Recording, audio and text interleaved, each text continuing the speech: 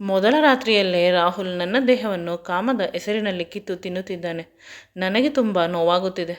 ನನ್ನನ್ನು ಸ್ವಲ್ಪ ಸಮಯವಾದರೂ ಬಿಡು, ಆನಂತರ ಮಾಡೋಣ ಅಂದರೂ ಅವನು ಕೇಳುತ್ತಿಲ್ಲ. ನಿನ್ನನ್ನು ತುಂಬ ಪ್ರೀತಿ ಮಾಡುವ ಗಂಡನನ್ನು ಒಂದು ಬಾರಿ ನೀನು ದೂರ ತಳ್ಳಿದರೆ ಎಂದೂ ಕೂಡ ನಾನು ನಿನ್ನ ಬಳಿ ಪುನಃ ಬರುವುದಿಲ್ಲ. ನನಗೆ ಈಗ ಮೂಡ್ ಆಫ್ ಆದರೆ ಎಂದೂ ಕೂಡ ನಿನ್ನನ್ನು ಒಪ್ಪಿಕೊಳ್ಳುವುದಿಲ್ಲ. ನಿನಗೆ ಡೈವರ್ಸ್ ಕೊಡುತ್ತೇನೆ ಅಂತ ಎದುರಿಸುತ್ತಾನೆ. ನಯನ ತನ್ನ ತಂದೆ ಸಾಲ ಮಾಡಿ ಮದುವೆ ಮಾಡಿದ್ದರಿಂದ ಗಂಡನೇ ಕೋಪ ಮಾಡಿಕೊಂಡರೆ ಅಪ್ಪ ಅಮ್ಮನಿಗೆ ದುಃಖವಾಗುತ್ತದೆ ಅಂತ ಅವಳ ಕೈಯಲ್ಲಿ ಸಾಧ್ಯವಾಗದೇ ಇದ್ದರೂ ಅವನಿಗೆ ಸ್ಪಂದಿಸುತ್ತಿದ್ದಾಳೆ. ಈ ಸಮಯದಲ್ಲಿ ಅವಳ ಜೊತೆ ನಡೆಯಬಾರದ ಒಂದು ಘೋರ ದುರಂತ ನಡೆಯಿತು. ಅದೇನೆಂದರೆ, ನನ್ನ ಹೆಸರು ನಯನ, ಅಪ್ಪ ಅಮ್ಮನ ಮುದ್ದಿನ ಮೊದಲನೇ ಮಗಳು. ನನಗೆ ಇಬ್ಬರು ತಂಗಿಯಂದಿರು ಇದ್ದಾರೆ. ಅವರ ಜವಾಬ್ದಾರಿ ಕೂಡ ನನ್ನ ಮೇಲೆ. ಆದರೆ ನಾನು ಚೆನ್ನಾಗಿ ಓದಿದರೆ ಅವರ ವಿದ್ಯಾಭ್ಯಾಸ ಸಾಧ್ಯವಿಲ್ಲ ಅನ್ನುವುದು ದಿನಗಳು ಕಳೆದಂತೆ ನನಗೆ ತಿಳಿಯಿತು. ಆದ್ದರಿಂದ ಪ್ರತಿದಿನ ಕಾಲೇಜಿಗೆ ನಾನು ಹೋಗುವುದಿಲ್ಲ ಅಂತ ಹಠ ಮಾಡುತ್ತಿದ್ದೆ. ಇದರಿಂದ ಕೋಪಗೊಂಡ ಅಮ್ಮ ನನ್ನನ್ನು ಮನೆಯಲ್ಲಿ ಮನೆಕೆಲಸಕ್ಕೆ ಇಟ್ಟುಕೊಂಡು ಇಬ್ಬರು ತಂಗಿಯಂದಿರಿಗೆ ಚೆನ್ನಾಗಿ ವಿದ್ಯಾಭ್ಯಾಸ ಕೊಡಿಸಬೇಕು ಅಂತ ನಿರ್ಧಾರ ಮಾಡಿದಳು. ಅದೇ ನನಗೂ ಬೇಕಾಗಿದ್ದು. ಎಲ್ಲ ಕಷ್ಟ ನನಗೆ ಇರಲಿ, ತಂಗಿಯಂದಿರು ಚೆನ್ನಾಗಿರಲಿ ಅಂತ ಆಸೆಪಟ್ಟೆ. ಅಪ್ಪ ಅಮ್ಮನಿಗೆ ನಾನು ಹೀಗೆ ಅವರಿಗೆ ಹೊರೆ.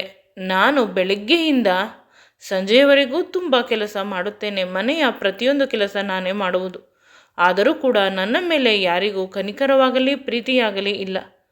ಆದರೆ ನಾನು ಎಲ್ಲರನ್ನೂ ಪ್ರೀತಿಸುತ್ತೇನೆ. ಅವರು ನನಗೆ ಪ್ರೀತಿ ಕೊಡದೇ ಹೋದರೂ ನನ್ನ ಪ್ರೀತಿಯಲ್ಲೇ ಆ ಕೊರಗನ್ನು ತುಂಬಿಸುತ್ತೇನೆ. ಪ್ರತಿಯೊಬ್ಬರ ಬಾಯಲ್ಲಿ ಬರುವುದು, ನಿನ್ನ ಅಪ್ಪ ಅಮ್ಮ ನಿನಗೆ ಮೋಸ ಮಾಡುತ್ತಿದ್ದಾರೆ ಅಂತ ಹೇಳುತ್ತಾರೆ.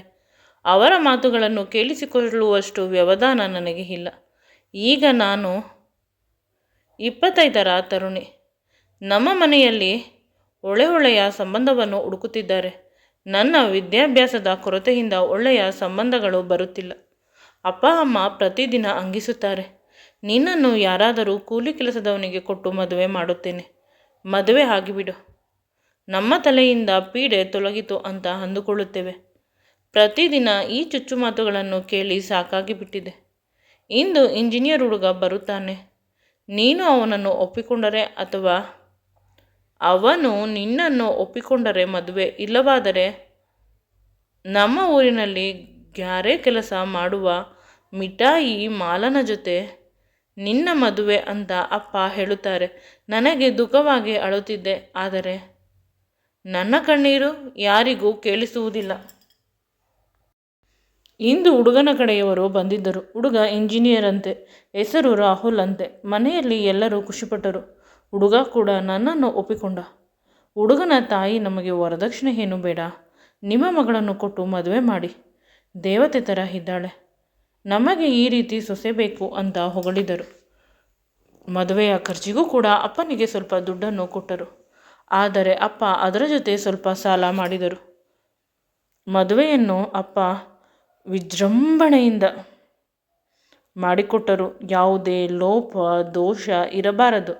ಅಪ್ಪ ಆಗಲಿ ಅಮ್ಮ ಆಗಲಿ ಹೇಳುತ್ತಾ ಇದ್ದಿದ್ದು ಒಂದೇ ಮಾತು, ಮದುವೆಯಾದ ಮೇಲೆ ನೀನು ನಿನ್ನ ಗಂಡನನ್ನು ಬುಟ್ಟಿಗೆ ಹಾಕಿಕೊಂಡು ದುಡ್ಡು ಮಾಡಿ ನಮಗೆ ಕೊಡಬೇಕು. ಆಗ ನಾವೆಲ್ಲ ಸಾಲ ತೀರಿಸುವುದು. ಇಲ್ಲವಾದರೆ ನಮಗೆ ನಯನ ಅನ್ನುವ ಮಗಳು ಇದ್ದಳು ಅನ್ನುವುದನ್ನು ಮರೆತೇ ಬಿಡುತ್ತೇವೆ. ನಾನು ಭಯದಿಂದ ಆಯಿತು ಅಂತ ತಲೆ ಅಲ್ಲಾಡಿಸುತ್ತಿದ್ದೆ. ಕೈಯನ್ನು ಹಿಡಿದುಕೊಂಡಿದ್ದ. ಮದುವೆ ಆಗಬೇಕಾದಾಗ ಅವನು ಖುಷಿಯಾಗಿದ್ದ. ನನಗೆ ಭಯವಾಗುತ್ತಿತ್ತು. ಇಂದು ನಾನು ತುಂಬ ನರ್ವಸ್ ಆಗಿದ್ದೇನೆ. ರಾಹುಲ್ ಮದುವೆಯಾದ ಮೊದಲ ರಾತ್ರಿ ನನ್ನ ರೂಮಿಗೆ ಬಂದ. ಭಯದಿಂದಲೇ ಸ್ವಾಗತ ಮಾಡಿದೆ. ರೂಮಿಗೆ ಬಂದವನು ರೂಮನ್ನೆಲ್ಲ ನೋಡಿದ. ನಂತರ ಹಾಸಿಗೆ ಮೇಲೆ ಕುಳಿತಿದ್ದ ನನ್ನ ಬಳಿ ಬಂದು ನನ್ನ ಕೆನ್ನೆಗೆ ಮುತ್ತನ್ನು ಕೊಟ್ಟ. ನನಗೆ ಖುಷಿಯಾಯಿತು, ರೋಮಾಂಚನವಾಯಿತು. ಈ ಕ್ಷಣದಿಂದ ಸುಂದರವಾದ ಬದುಕು ನನಗೆ ಸಿಗುತ್ತದೆ, ನನ್ನ ಕಷ್ಟಗಳು ಮುಗಿದು ಹೋಗುತ್ತದೆ ಅಂತ ಅಂದುಕೊಂಡೆ. ಆದರೆ ಅದು ನನ್ನ ಭ್ರಮೆಯಾಗಿತ್ತು. ನಾನು ಬೆಂಕಿಯಿಂದ ಈಗ ಬಾಣಲಿಗೆ ಬಿದ್ದಿರುವುದು. ನನ್ನ ನಿಜವಾದ ಸಮಸ್ಯೆಗಳು ಇಲ್ಲಿ ಶುರುವಾಗಿದ್ದು. ಅದೇನೆಂದರೆ, ರಾಹುಲ್ನ ಪ್ರೀತಿ ಅಥವಾ ಕಾಮದ ಹೆಸರಿನಲ್ಲಿ ರಾತ್ರಿ ಪೂರ್ತಿ ನನ್ನನ್ನು ಅನುಭವಿಸುತ್ತಿದ್ದಾನೆ. ತುಟಿಗಳಿಂದ ಅಲ್ಲ, ಹಲ್ಲುಗಳಿಂದ.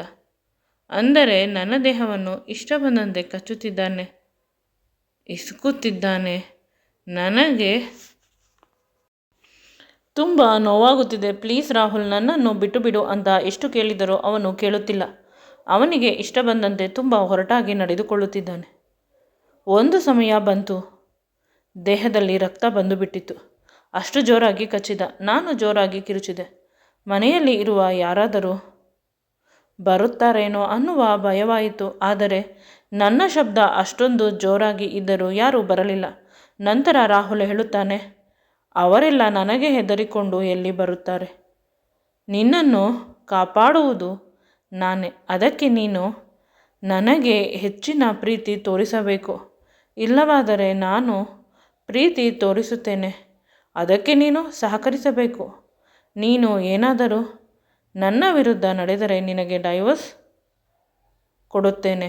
ನಂತರ ನಿನ್ನ ಅಪ್ಪ ಅಮ್ಮನಿಗೆ ನನ್ನ ಅಪ್ಪ ಅಮ್ಮ ತುಂಬ ದುಡ್ಡು ಕೊಟ್ಟಿದ್ದಾರೆ, ಅದನ್ನೆಲ್ಲ ತೆಗೆದುಕೊಳ್ಳುತ್ತೇನೆ ಅಂತ ಹೇಳಿದ. ನಾನು ಅಳುತ್ತಿದ್ದೆ. ನನ್ನ ಕಣ್ಣೀರನ್ನು ಅವನ ನಾಲಿಗೆಯಿಂದ ನೆಕ್ಕಿದ. ಓದಿ ಕೆಲಸಕ್ಕೆ ಸೇರಿ ಅವರಿಗೆ ಸಹಾಯ ಮಾಡಲಿಲ್ಲ. ಎತ್ತವರು ಅಂತ ಯಾವಾಗಲೂ ನನ್ನ ಮೇಲೆ ಬೇಸರ ಮಾಡಿಕೊಳ್ಳುತ್ತಾರೆ. ಈಗ ನಾನು ಡೈವರ್ಸ್ ತೆಗೆದುಕೊಂಡು ಹೋದರೆ ಅಪ್ಪ ಹೇಳಿದ್ದಾರೆ, ನೀನು ನಿನ್ನ ಗಂಡನಿಂದ ದುಡ್ಡು ತೆಗೆದುಕೊಂಡು ಬರಬೇಕು. ಅಕಸ್ಮಾತ್ ಅಲ್ಲಿ ಬಾಳಲು ಸಾಧ್ಯವಾಗಿಲ್ಲವಾದರೆ ಪುನಃ ನಮ್ಮ ಮನೆಯಲ್ಲಿ ನಿನಗೆ ಜಾಗವಿಲ್ಲ ಅನ್ನುವ ಮಾತು ಕಿವಿಯಲ್ಲಿ ಇನ್ನೂ ಕೂಡ ಕೇಳಿಸುತ್ತಿದೆ. ಭಯದಿಂದ ನಾನು ರಾಹುಲನ್ನು ಗಟ್ಟಿಯಾಗಿ ತಬ್ಬಿಕೊಂಡೆ. ಆಗ ರಾಹುಲ್ನ ಪ್ರಚೋದನೆ ಇನ್ನೂ ಜಾಸ್ತಿ ಆಯಿತು. ನಾನು ಏನು ಮಾಡಿದರೂ ಇವಳು ಮಾಡಿಸಿಕೊಳ್ಳುತ್ತಾಳೆ, ನನಗೆ ಎದುರುತ್ತಾಳೆ ಅನ್ನುವ ವೀಕ್ನೆಸ್ ಅವನಿಗೆ ತಿಳಿದು ಹೋಗಿತ್ತು. ಮೊದಲಿಗಿಂತ ಭೀಕರವಾಗಿತ್ತು, ಭಯಾನಕವಾಗಿತ್ತು ಅವನ ದಾಳಿ ನನ್ನ ಮೇಲೆ. ನನ್ನನ್ನು ಬಿಟ್ಟುಬಿಡು, ನಾನು ತುಂಬ ಚಿಕ್ಕವಳು ಅಂತ ಕೇಳಿಕೊಂಡರು. ಅವನು ನಿನಗೆ 25 ವರ್ಷ ಚಿಕ್ಕವಳ? ನಿನ್ನ ವಯಸ್ಸಿನಲ್ಲಿ ನನ್ನ ಅಮ್ಮನಿಗೆ ನಾನು ಹುಟ್ಟಿದ್ದೆ ಅಂತ ಹೇಳಿ ಪುನಃ ಪುನಃ ನನ್ನ ಸೊಂಟವನ್ನು ಇಸುಕುತ್ತಿದ್ದಾನೆ. ಮನಸ್ಸಿಗೆ ಇಷ್ಟ ಬಂದಂತೆ ಅವನು ಅವಳ ದೇಹವನ್ನು ಬಳಸಿಕೊಳ್ಳುತ್ತಿದ್ದಾನೆ. ಅವಳಿಗೆ ತುಂಬ ನೋವಾಗುತ್ತಿದೆ. ಮೊದಲ ರಾತ್ರಿ ತುಂಬ ನಾಚಿಕೆ ಮತ್ತು ಭಯ ಇರುತ್ತದೆ. ಆದರೆ ಈಗ ಅವಳು ಆ ನಾಚಿಕೆ ಭಯವನ್ನು ಬಿಟ್ಟು ಕೂಡ ಬಾಯಿ ಬಿಟ್ಟು ಹೇಳಿದರು. ಅವನು ಅದನ್ನು ಅರ್ಥ ಮಾಡಿಕೊಳ್ಳುತ್ತಿಲ್ಲ. ಅವಳು ನಂತರ ಕೊಸರುತ್ತಿದ್ದಾನೆ. ಆಗ ಅವಳ ಗಂಡ ಹೇಳುತ್ತಾನೆ, ಇನ್ನು ಅದೇ ರೀತಿ ಶಬ್ದ ಮಾಡು, ಈ ಶಬ್ದ ಸುಂದರವಾಗಿದೆ, ನನಗೆ ಕೇಳಲು ಹಿತವಾಗಿದೆ ಅಂತ ಹೇಳಿದ. ಆಗ ಅವಳಿಗೆ ತುಂಬ ದುಃಖವಾಯಿತು. ಈ ದುಃಖವನ್ನು ಯಾರ ಬಳಿ ಹೇಳಲು ಸಾಧ್ಯವಾಗಿಲ್ಲ. ಕಿರುಚಿದರೂ ಯಾರೂ ಬರುವುದಿಲ್ಲ. ಮತ್ತೇನು ಮಾಡುತ್ತಾಳೆ? ಕಣ್ಣೀರನ್ನು ಹಾಕುತ್ತಿದ್ದಾಳೆ. ಅವಳ ಕಣ್ಣೀರಿನಿಂದ ಅವಳು ಮಲಗಿದ್ದ ಹಾಸಿಗೆ ತೇವವಾಗಿದೆ. ಮನಸ್ಸು ಇಚ್ಛೆ ಬಂದಂತೆ ಅವಳ ಜೊತೆ ತುಂಬ ಹೊರಟಾಗಿ ನಡೆದುಕೊಳ್ಳುತ್ತಿದ್ದಾನೆ. ಅವಳು, ನಾನು ಈ ರಾತ್ರಿ ಸತ್ತು ಹೋಗುತ್ತೇನೆ, ನನ್ನ ಕೈಯಲ್ಲಿ ಆಗುತ್ತಿಲ್ಲ ಅಂತ ಹೇಳಿದರೆ ಅವನು ಸಾಯಲು ನಿನ್ನನ್ನು ಹೇಗೆ ಬಿಡುತ್ತೇನೆ? ನಿನ್ನನ್ನು ಪ್ರೀತಿಸುತ್ತೇನೆ ನಾನು. ಅವಳಿಗೆ ತುಂಬ ನೋವಾಯಿತು. ರಾತ್ರಿ ಅಲ್ಲ, ಪ್ರತಿ ರಾತ್ರಿ ಇವನು ಅದೇ ರೀತಿ ಮಾಡುತ್ತಾನೆ ಅನ್ನುವ ಅರಿವು ಬಂದು ಭಯದಿಂದ ಪ್ರಜ್ಞೆ ತಪ್ಪಿದಳು. ಆ ಪ್ರಜ್ಞೆ ತಪ್ಪಿದ ದೇಹವನ್ನು ಕೂಡ ರಾಹುಲ್ ಬಿಡಲಿಲ್ಲ. ರಾತ್ರಿ ಪೂರ್ತಿ ಮನಸ್ಸಿಗೆ ಇಷ್ಟ ಬಂದಂತೆ ತನ್ನ ಕೆಲಸ ಮಾಡಿದ. ಅವಳಿಗೆ ಪ್ರಜ್ಞೆ ತಪ್ಪಿದ ಮೇಲೆ ಇವನು ಕೆಲಸ ಇನ್ನೂ ಸರಿ ಹೋಯಿತು. ಕಾಡು ಪ್ರಾಣಿಯ ರೀತಿ ಅವಳ ಜೊತೆ ವರ್ತನೆ ಮಾಡುತ್ತಿದ್ದಾನೆ. ಬೆಳಿಗ್ಗೆ ಆಯಿತು. ಹೊರಗಡೆಯಿಂದ ರಾಹುಲ್ನ ಅಮ್ಮ ಬಾಗಿಲನ್ನು ಬಡಿಯುತ್ತಿದ್ದಾಳೆ. ರಾಹುಲ್ ಎಚ್ಚರವಾಗುವ ಪರಿಸ್ಥಿತಿಯಲ್ಲಿ ಇಲ್ಲ. ಏಕೆಂದರೆ ಬೆಳಿಗ್ಗೆ 6 ಗಂಟೆಯವರೆಗೂ ನಯನಾಳ ದೇಹವನ್ನು ಬಳಸಿಕೊಂಡ. ಈಗ ನಿಧಾನವಾಗಿ ನಯನಾಳಿಗೆ ಎಚ್ಚರವಾಯಿತು. ಅವಳಿಗೆ ಭಯವಾಗುತ್ತಿದೆ. ಒಂದೇ ಒಂದು ಹೆಜ್ಜೆ ಕೆಳಗಡೆ ಇಡಲು ಸಾಧ್ಯವಾಗುತ್ತಿಲ್ಲ. ಅಂತಹುದರಲ್ಲಿ ಹೇಗೆ ಹೊರಗೆ ಹೋಗುವುದು? ಕಣ್ಣೀರು ಬರುತ್ತಿದೆ, ದುಃಖ ಆಗುತ್ತಿದೆ. ಕಿಟಕಿಯಿಂದ ಹೊರಗೆ ನೋಡಿದಾಗ ತುಂಬ ಬೆಳಕು ಆಗಿದೆ. ಬೆಳಿಗ್ಗೆ ಆಗಿ ಹೋಗಿ ಬಿಸಿಲು ಬರುತ್ತಿದೆ. ಮದುವೆಯಾದ ಮೊದಲ ದಿನ. ಅತ್ತೆ ಬೈದುಕೊಳ್ಳುತ್ತಾರೆ ಅಂತ ಮೇಲೆ ಹೇಳಲು ಪ್ರಯತ್ನಿಸುತ್ತಿದ್ದಾಳೆ. ಆದರೆ ಅವಳ ಕೈಯಿಂದ ಹೇಳಲು ಸಾಧ್ಯವಾಗುತ್ತಿಲ್ಲ. ನಂತರ ನಿಧಾನವಾಗಿ ಬಾತ್ರೂಮ್ಗೆ ಹೋಗಿ ಸ್ನಾನ ಮಾಡಲು ಬಟ್ಟೆ ತೆಗೆದರೆ ಅವಳ ದೇಹದ ಪೂರ್ತಿ ರಾಹುಲ್ ಕಚ್ಚಿದ ಗುರುತುಗಳು. ರಾಹುಲ್ ಮೇಲೆ ತುಂಬ ಕೋಪ ಬಂತು.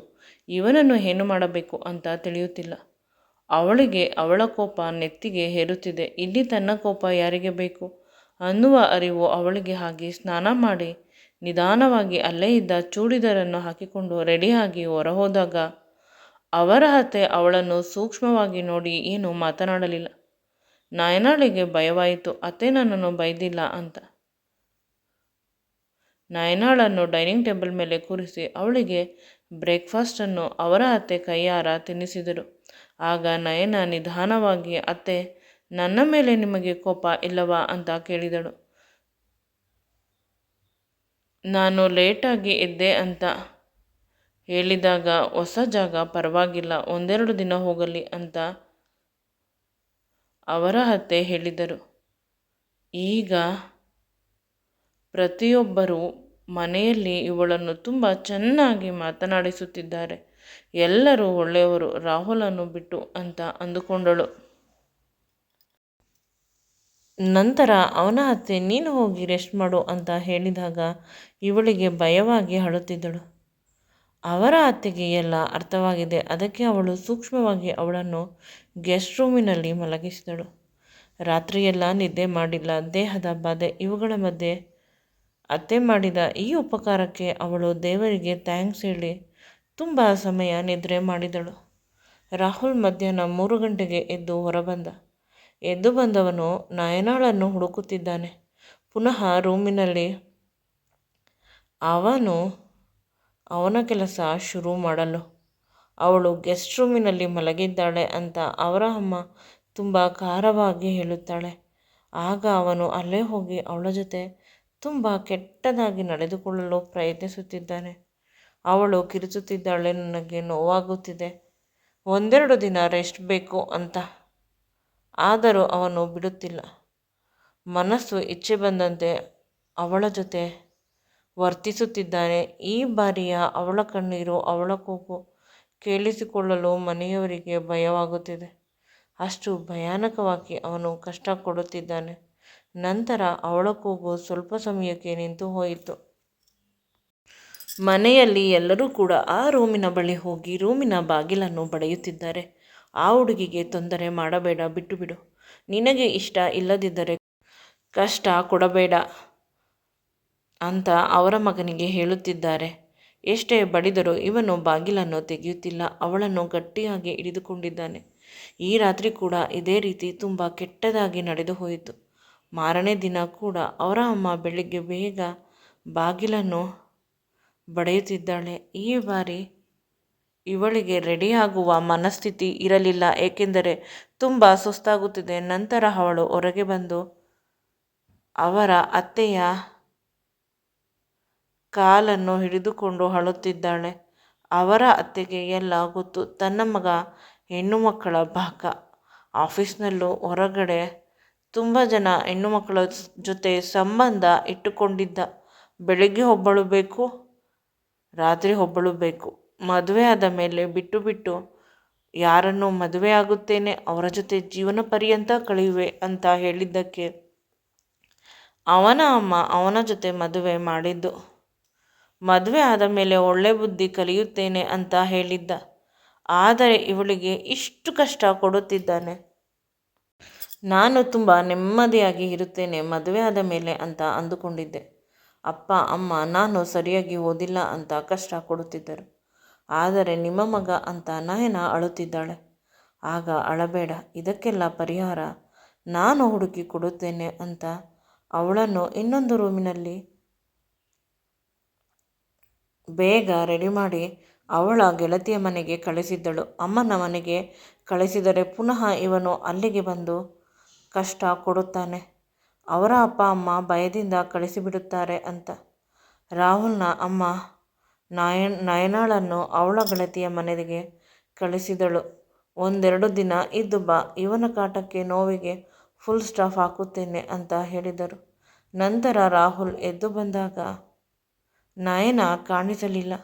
ಅವಳು ಅವರ ಅಮ್ಮನ ಮನೆಗೆ ಹೋಗಿದ್ದಾಳೆ ಅಂತ ರಾಹುಲ್ನ ಅಮ್ಮ ಹೇಳಿ ಸುಮ್ಮನಾದಳು. ಇತ್ತ ನಯನ ಗೆಳತಿಯ ಮನೆಗೆ ಹೋಗಿ ಡಾಕ್ಟರ್ ಬಳಿ ಹೋಗಿ ತನ್ನ ಆರೋಗ್ಯವನ್ನು ತೋರಿಸಿಕೊಂಡಳು. ಡಾಕ್ಟರ್ ಹೇಳಿದರು, ಆದರೆ ನಿಮ್ಮ ಗಂಡನಿಗೆ ಡೈವೋರ್ಸ್ ಕೊಟ್ಟುಬಿಡಿ, ಇಷ್ಟೊಂದು ಕೆಟ್ಟದಾಗಿ ಗಾಯ ಮಾಡಿದ್ದಾನೆ ಅಂತ ಬೇಸರ ಮಾಡಿಕೊಂಡರು. ಇವಳು ತುಂಬ ನೆಮ್ಮದಿಯಾಗಿ 2 ದಿನ ಇದ್ದಳು. ಭಯ, ಎಲ್ಲಿ ಬಂದು ಬಿಡುತ್ತಾನೆ ಅಂತ.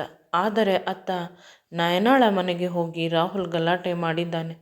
ನಿಮ್ಮ ಮಗಳು ಗಂಡ ಅಂತ ಮದುವೆಯಾಗಿ ನನಗೆ ಮರ್ಯಾದೆ ಕೊಡುತ್ತಿಲ್ಲ, ನನಗೆ ಸುಖ ಕೊಡುತ್ತಿಲ್ಲ, ಅದು ಇದು ನೋವು ಅಂತ ಹೇಳುತ್ತಾಳೆ.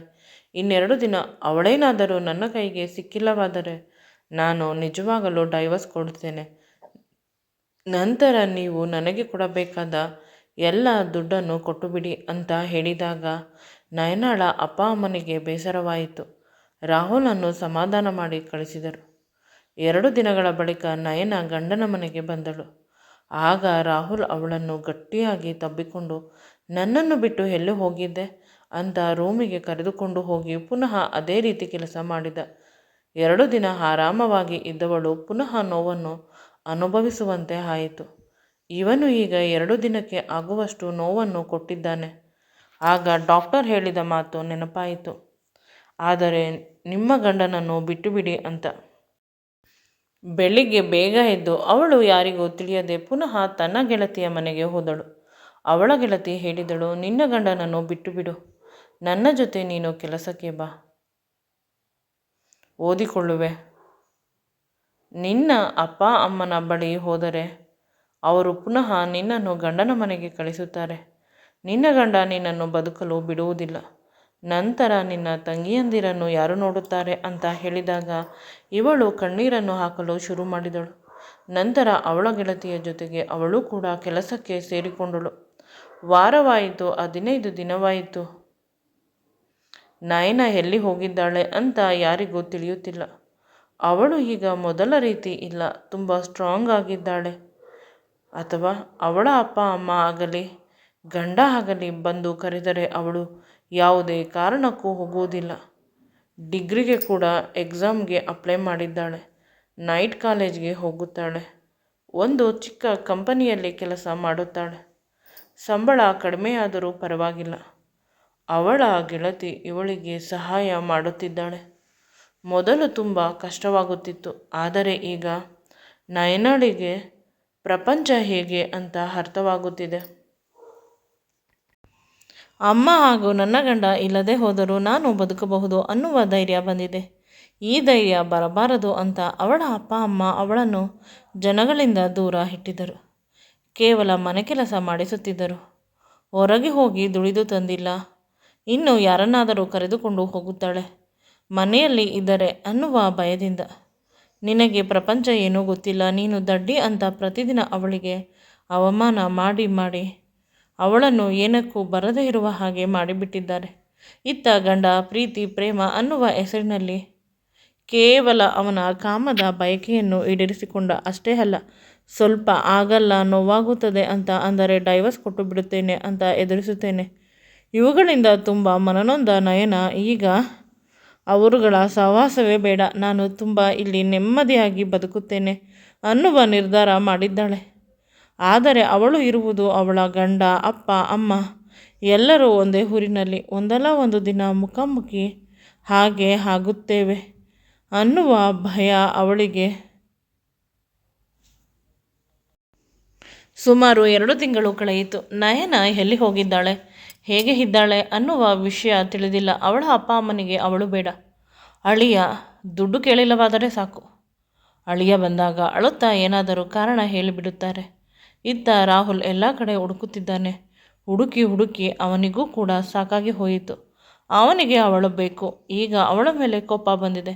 ಅಕಸ್ಮಾತ್ ಅವಳು ಸಿಕ್ಕಿದರೆ ಅವಳ ದೇಹವನ್ನು ಇವನ ಕಾಮದ ಆಸೆಯಿಂದ ಛಿದ್ರ ಮಾಡುವುದರಲ್ಲಿ ಸಂದೇಹವಿಲ್ಲ ಅಂತ ಅನಿಸುತ್ತದೆ.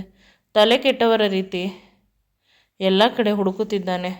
ರಾಹುಲ್ ಅಮ್ಮ ಅವಳು ಎಲ್ಲಾದರೂ ನೆಮ್ಮದಿಯಾಗಿ ಇರಲಿ ಬಿಡು, ನಿನ್ನ ಅನಾರೋಗ್ಯಕ್ಕೆ ಟ್ರೀಟ್ಮೆಂಟ್ ತೆಗೆದುಕೋ ಅಂತ ನಿರಂತರವಾಗಿ ಹೇಳುತ್ತಿದ್ದಾರೆ. ಆದರೆ ಅವನು ಅದನ್ನು ಕೇಳುವುದಿಲ್ಲ. ಅವನಿಗೆ ಇಷ್ಟ ಬಂದಂತೆ ಮಾಡುತ್ತಿದ್ದಾನೆ. ಇಂದು ರಾಹುಲ್ ಕಾರಿನಲ್ಲಿ ರಸ್ತೆ ದಾಟಬೇಕಾದಾಗ ಬಸ್ ಸ್ಟ್ಯಾಂಡ್ನಲ್ಲಿ ನಯನ ನಿಂತಿರುವುದು ನೋಡಿದ. ಅವಳನ್ನೇ ನೋಡುತ್ತಾ ಡ್ರೈವ್ ಮಾಡುತ್ತಿದ್ದ. ಕಾರು ಆಕ್ಸಿಡೆಂಟ್ ಆಗಿತ್ತು ಅಷ್ಟೇ. ಅವನಿಗೆ ಪ್ರಜ್ಞೆ ತಪ್ಪಿತು. ಇದನ್ನು ಅಲ್ಲಿ ಸುತ್ತಮುತ್ತ ಇರುವವರು ನೋಡಿ ಅವನನ್ನು ಆಸ್ಪತ್ರೆಗೆ ಸೇರಿಸಿದರು. ನಯನ ಕೂಡ ಅದೇ ಗುಂಪಿನಲ್ಲಿ ಇದ್ದಳು. ಅವಳಿಗೆ ಇಷ್ಟವಿಲ್ಲ. ತನಗೆ ಮಾಡಿದ ನೋವನ್ನು ಮರೆತು ಬಿಟ್ಟಳು ಬಹಳ ಬೇಗ. ಮೊದಲು ಅವನಿಗೆ ಏನಾದರೂ ಆದರೆ ಆಗಲಿ, ನಾನು ಹೊರಟು ಹೋಗೋಣ ಅನ್ನುವುದು ಅವಳ ಮನಸ್ಸಿಗೆ ಬಂದಿದ್ದು ಸಹಜ. ಆಗ ಬೇರೆ ಯಾರೂ ಇದ್ದರೂ ಕೂಡ ನಾನು ಅವರನ್ನು ಆಸ್ಪತ್ರೆಗೆ ಸೇರಿಸುತ್ತಿದ್ದೆ. ಈ ಜಾಗದಲ್ಲಿ ಇನ್ನು ನನ್ನ ಗಂಡ ಇರಬೇಕಾದಾಗ ಅಂತ ಅವಳಿಗೆ ದುಃಖವಾಗಿ ಅವಳು ಅವನನ್ನು ಆಸ್ಪತ್ರೆಗೆ ಸೇರಿಸಿದಳು. ಆದರೆ ಆಕ್ಸಿಡೆಂಟಿಂದ ಅವನ ದೇಹದ ಶಕ್ತಿ ಸಂಪೂರ್ಣವಾಗಿ ಕ್ಷೀಣವಾಗಿತ್ತು. ಅವನಿಗೆ ಎದ್ದು ನಡೆಯಲು ಕೂಡ ಸಾಧ್ಯವಾಗುತ್ತಿರಲಿಲ್ಲ. ಡಾಕ್ಟರ್ ಹೇಳಿದರು, 6 ತಿಂಗಳು ರೆಸ್ಟ್ ತೆಗೆದುಕೊಳ್ಳಬೇಕು. ಅಲ್ಲಿಯವರೆಗೂ ಆರೋಗ್ಯದ ಸಮಸ್ಯೆ ಜಾಸ್ತಿಯೇ ಇರುತ್ತದೆ. ನಾವು ಹೇಳಿದ ಮೆಡಿಸಿನನ್ನು ತೆಗೆದುಕೊಳ್ಳಬೇಕು ಅಂತ ಹೇಳುತ್ತಿದ್ದರು. ರಾಹುಲ್ ತಾನು ಮಾಡಿದ ತಪ್ಪಿಗೆ ತನಗೆ ಶಿಕ್ಷೆಯಾಗಿದೆ, ಅಯ್ಯೋ ಅಂತ ಕಣ್ಣೀರಾಕುತ್ತಿದ್ದಾರೆ. ಈಗ ನಯನಾಳ ನೋವು ಅವನಿಗೆ ಅರ್ಥವಾಗುತ್ತಿದೆ. ಅವನ ದೇಹ ಬೆಂಕಿಯಿಂದ ಬೆಂದಂತೆ ಆಗುತ್ತಿದೆ, ಸೂಜಿಯಿಂದ ಚುಚ್ಚಿದಂತೆ ಆಗುತ್ತದೆ. ದಾರಿ ಕಾಣುತ್ತಿಲ್ಲ. ಅವನು ಅವನ ಅಮ್ಮನ ಕೈಯನ್ನು ಹಿಡಿದುಕೊಂಡು ಅಳುತ್ತಿದ್ದಾನೆ. ಅಷ್ಟರಲ್ಲಿ ನಯನ ಅವನಿಗೆ ಬೇಕಾದ ಮೆಡಿಸಿನನ್ನು ತೆಗೆದುಕೊಂಡು ಒಳಗೆ ಬಂದಳು. ರಾಹುಲ್ ಅವಳನ್ನು ನೋಡಿ ಖುಷಿ ಮತ್ತು ಆಶ್ಚರ್ಯದಿಂದ ಕಿರುಚಿದ. ಆಗ ಡಾಕ್ಟರ್ ಹೇಳಿದರು, ಇವರೇ ನಿಮ್ಮನ್ನು ಸಮಯಕ್ಕೆ ಕರೆದುಕೊಂಡು ಬಂದಿದ್ದು, ಆಸ್ಪತ್ರೆಗೆ ಸೇರಿಸಿದ್ದು. ಅಷ್ಟೇ ಅಲ್ಲ, ನಿಮಗೆ ಬೇಕಾದ ರಕ್ತವನ್ನು ಇವರೇ ಕೊಟ್ಟಿದ್ದು. ನಿಮ್ಮ ರಕ್ತದ ಗುಂಪು ಸಿಕ್ಕಿಲ್ಲ. ಇವರು ಸಮಯಕ್ಕೆ ರಕ್ತ ಕೊಡದೇ ಹೋಗಿದ್ದರೆ ನಿಮಗೆ ಕಷ್ಟವಾಗುತ್ತಿತ್ತು. ನಿಮ್ಮ ದೇಹದಲ್ಲಿ ತುಂಬ ಬ್ಲಡ್ ಲಾಸ್ ಆಗಿತ್ತು. ಈ ಮಾತನ್ನು ಕೇಳಿ ಅವನು ತಲೆ ತಗ್ಗಿಸಿದ, ಜೋರಾಗಿ ಕಿರುಚಿದ. ನನ್ನನ್ನು ಕ್ಷಮಿಸು ಅಂತ ನಯನಾಳ ಬಳಿ ಕೇಳಿದ. ಆಗ ಅವಳು ಕೂಡ ಅಳುತ್ತಾ ಅವನ ಬಳಿ ಓಡಿ ಬಂದಳು. ಅವನು ಮೇಲೆ ಹೇಳಲು ಪ್ರಯತ್ನಿಸಿದ, ಅವಳ ಕಾಲನ್ನು ಹಿಡಿದುಕೊಳ್ಳಲು. ಆದರೆ ಆಗುತ್ತಿಲ್ಲ. ಡಾಕ್ಟರ್ ಬೈದರು, ಪೇಷಂಟ್ ನೀವು ಇಷ್ಟೊಂದು ಎಮೋಷ್ನಲ್ ಆದರೆ ಬದುಕುವುದು ಕಷ್ಟ. ನಯನ ಅವರು ಹೋಗುತ್ತಿದ್ದಳು ಹೊರಗಡೆ. ಪ್ಲೀಸ್ ನನ್ನನ್ನು ಬಿಟ್ಟು ಹೋಗಬೇಡ. ನಾನು ಮಾಡಿದ ತಪ್ಪಿಗೆ ಪ್ರಾಯಶ್ಚಿತ್ತ ಮಾಡಿಕೊಳ್ಳುತ್ತೇನೆ. ನನಗೆ ಒಂದೇ ಒಂದು ಅವಕಾಶ ಕೊಡು ಅಂತ ಅವನು ಜೋರಾಗಿ ಅಳುತ್ತಿದ್ದಾನೆ. ನಯನ ಹೊರ ಹೋಗುತ್ತಿದ್ದಳು. ಮತ್ತೆ ಒಳಗೆ ಬಂದು ಅವನನ್ನು ಗಟ್ಟಿಯಾಗಿ ತಬ್ಬಿಕೊಂಡು ಅವನ ಹಣೆಗೆ ಮುತ್ತನ್ನು ಕೊಟ್ಟಳು. ಆಗ ರಾಹುಲ್, ನಾನು ನಿನಗೆ ಎಂದು ನೋವನ್ನು ಮಾಡುವುದಿಲ್ಲ. ಇಷ್ಟು ದಿನ ಕೊಟ್ಟಿದ್ದ ಕಷ್ಟವನ್ನು ಸುಖವಾಗಿ ಪರಿವರ್ತನೆ ಮಾಡುವ ಒಂದೇ ಒಂದು ಅವಕಾಶ ಮಾಡಿಕೊಡು. ಅಕಸ್ಮಾತ್ ಆಗಲೂ ನಾನು ಆಗಿಲ್ಲವಾದರೆ, ನಿನಗೆ ಇಷ್ಟವಿಲ್ಲದಿದ್ದರೆ ಅಂತ ಹೇಳುತ್ತಾ ಅಳುತ್ತಿದ್ದಾನೆ. ಆಗ ಡಾಕ್ಟರ್, ಪೇಷಂಟ್ ತುಂಬ ನೋವಿನಲ್ಲಿ ಇದ್ದಾರೆ. ನೀವು ಅವರ ಜೊತೆ ಇಲ್ಲದೆ ಹೋದರೆ ಅವರು ಬೇಗ ಗುಣಮುಖವಾಗುವುದಿಲ್ಲ. ಒಮ್ಮೆ ಯೋಚಿಸಿ ಅಂತ ಹೇಳಿ ಹೊರಟು ಹೋದರು. ರಾಹುಲ್ನ ಅಮ್ಮ ನಯನಾಳ ಕಾಲನ್ನು ಹಿಡಿದುಕೊಂಡರು. ನನ್ನ ಮಗನನ್ನು ನೀನೇ ಕಾಪಾಡಬೇಕು. ನೀನು ಕೇಳಿದ್ದನ್ನು ಕೊಡುತ್ತೇನೆ. ನನ್ನ ಇಡೀ ಆಸ್ತಿಯನ್ನು ಬೇಕಾದರೆ ನಿನ್ನ ಹೆಸರಿಗೆ ಬರೆಯುತ್ತೇನೆ ಅಂತ ಎಮೋಷ್ನಲ್ ಆದರು. ಆಗ ನಯನ, ನನ್ನ ಗಂಡನನ್ನು ನಾನು ನೋಡಿಕೊಳ್ಳಲು ನನಗೆ ಆಸ್ತಿ ಏಕೆ ಕೊಡುತ್ತೀರಾ ಅಮ್ಮ? ಅದು ನನ್ನ ಕರ್ತವ್ಯ. ನನ್ನ ದೇವರು ಸರಿ ಹೋದರು. ಇನ್ನು ಅವರು ನನಗೆ ಕಷ್ಟ ಕೊಡುವುದಿಲ್ಲ. ನಾನು ಅವರನ್ನು ತುಂಬ ಪ್ರೀತಿಯಿಂದ ನೋಡಿಕೊಳ್ಳುತ್ತೇನೆ ಅಂತ ಹೇಳಿದಳು. ಅಲ್ಲೇ ಇದ್ದ ಚೇರಿನಲ್ಲಿ ಕುಳಿತುಕೊಂಡು ರಾಹುಲ್ನ ಕೈಯನ್ನು ಹಿಡಿದುಕೊಂಡು, ನೀವೇನು ಯೋಚನೆ ಮಾಡಬೇಡಿ, ನಾನು ಜೀವನ ಪರ್ಯಂತ ನಿಮ್ಮ ಜೊತೆ ಇರುತ್ತೇನೆ ಅಂತ ಹೇಳಿದಳು. ನಯನಾಳಿಗೆ ಜೀವನದಲ್ಲಿ ಮೊದಲ ಬಾರಿ ಯಾರೋ ಒಬ್ಬರು, ನೀನು ನನಗೆ ಬೇಕು, ನೀನಿಲ್ಲವಾದರೆ ನಾನು ಬದುಕಲು ಸಾಧ್ಯವಿಲ್ಲ, ನಿನ್ನಿಂದ ನನ್ನ ಬದುಕು ಉದ್ಧಾರವಾಗುತ್ತದೆ ಅನ್ನುವ ಮಾತುಗಳನ್ನು ಕೇಳಿ ಅವಳಿಗೆ ಖುಷಿಯಾಗುತ್ತಿದೆ. ಏಕೆಂದರೆ ಅವಳು ಚಿಕ್ಕವಳಾದ ದಿನದಿಂದಲೂ ಯಾರಿಗೂ ಬೇಡದ ಮಗುವಾಗಿದ್ದಳು. ದೇವರ ದಯದಿಂದ ನನ್ನ ಗಂಡ ಸರಿ ಹೋದರೆ ಸಾಕು, ನಮ್ಮ ಬದುಕಿನಲ್ಲಿ ಇನ್ಯಾವ ಕಷ್ಟ ಇರುವುದಿಲ್ಲ ಅಂತ ಅವನ ಕೈಯನ್ನು ಗಟ್ಟಿಯಾಗಿ ಭಯದಿಂದ ಹಿಡಿದುಕೊಂಡಳು. ಆಗ ರಾಹುಲ್ ಪುನಃ ಹೇಳುತ್ತಾನೆ, ಭಯಪಡಬೇಡ ನಯನ, ನಾನು ನಿನಗೆ ತುಂಬ ಕಷ್ಟ ಕೊಟ್ಟಿದ್ದೇನೆ. ಈ 2 ತಿಂಗಳು ಆ ನೋವನ್ನು ನಾನು ಕೂಡ ಅನುಭವಿಸಿದ್ದೇನೆ. ನಾನು ಮಾಡಿದ ತಪ್ಪಿಗೆ ನೀನು ಯಾವ ಶಿಕ್ಷೆ ಆದರೂ ಕೊಡು, ಆದರೆ ಶಿಕ್ಷೆ ಕೊಡಲು ನೀನು ನನ್ನ ಜೊತೆ ಇರಲೇಬೇಕಲ್ಲವೇ ಅಂತ ಅವಳ ಮುಖ ನೋಡಿ, ಚಿಕ್ಕ ಮಕ್ಕಳು ಸ್ಕೂಲ್ನಲ್ಲಿ ಟೀಚರ್ ಬಳಿ ಕ್ಷಮೆ ಕೇಳುವಂತೆ ಅವನು ಕ್ಷಮೆ ಕೇಳುತ್ತಿದ್ದಾನೆ. ಅವಳು ಅವನನ್ನು ಗಟ್ಟಿಯಾಗಿ ತಬ್ಬಿಕೊಂಡಳು. ಏನೂ ಮಾತನಾಡಬೇಡಿ, ರೆಸ್ಟ್ ಮಾಡಿ, ನಾನು ನಿಮ್ಮನ್ನು ಎಂದೂ ಬಿಟ್ಟು ಹೋಗುವುದಿಲ್ಲ ಅಂತ ಅವನ ಕಿವಿಯಲ್ಲಿ ಪಿಸುಗುಟ್ಟಿದಳು. ಈ ವಿಡಿಯೋ ನಿಮಗೆ ಇಷ್ಟವಾಗಿದ್ದಲ್ಲಿ ದಯವಿಟ್ಟು ನನ್ನ ಚಾನಲನ್ನು ಲೈಕ್ ಮಾಡಿ, ಶೇರ್ ಮಾಡಿ ಮತ್ತು ಸಬ್ಸ್ಕ್ರೈಬ್ ಮಾಡಿ. Thanks for watching and keep supporting me always.